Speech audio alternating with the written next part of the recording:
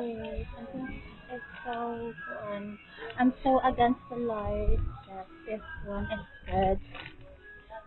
Mm-hmm.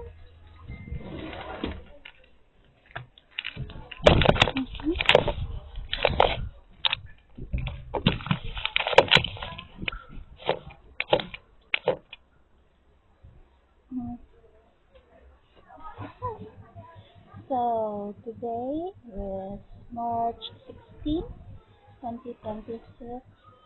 Um, Currently naka-sick leave ko with doctor's recommendation.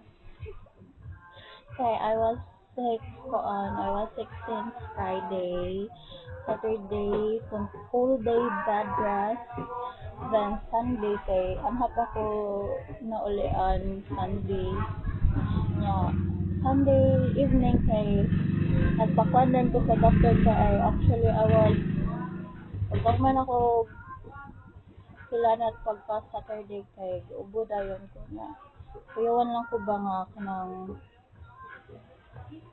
nakayawan lang ko nga basig mag 1 month na sir ako ubo.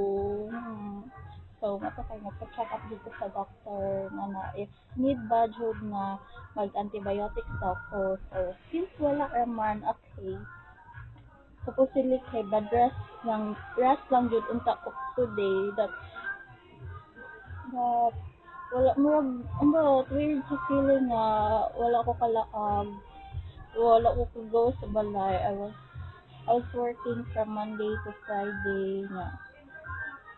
Tapos nga ang weekend pa jud na ako kay dilantan pa jud ko complete bed rest. So I decided na malaag. I'm currently in then it took me 2 hours to niya 1 hour ako stay. Hindi na. Then, isa pa may taas. Kinako no kay kuwang ra jud ko sa laab. Akong pagtipid. Ha? Since gahapon, tapos nakafood ko Watson. Nagpalit ko dito sa Watson. Nakaroon na sa nila, wala. Nag-gasol na ako mga tipid. So, lesson learned, dili na magtipid. So, I'm currently in Tacman. Then, ako viewing this one. Pagkakamantay na ay mountains here. Ano na is map? There's mountains there. Ano pang na isa man ako kapag hapon kay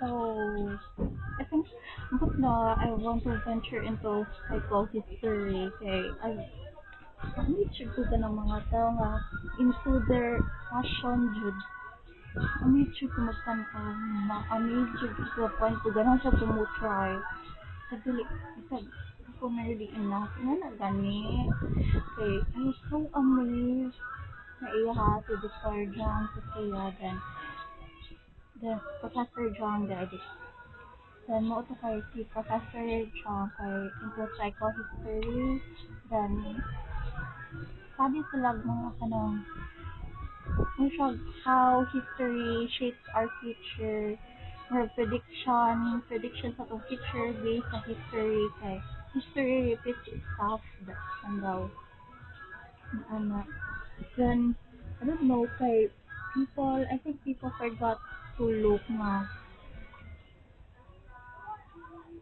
it was also basing from the previous year those those predictions or ako so that's the entry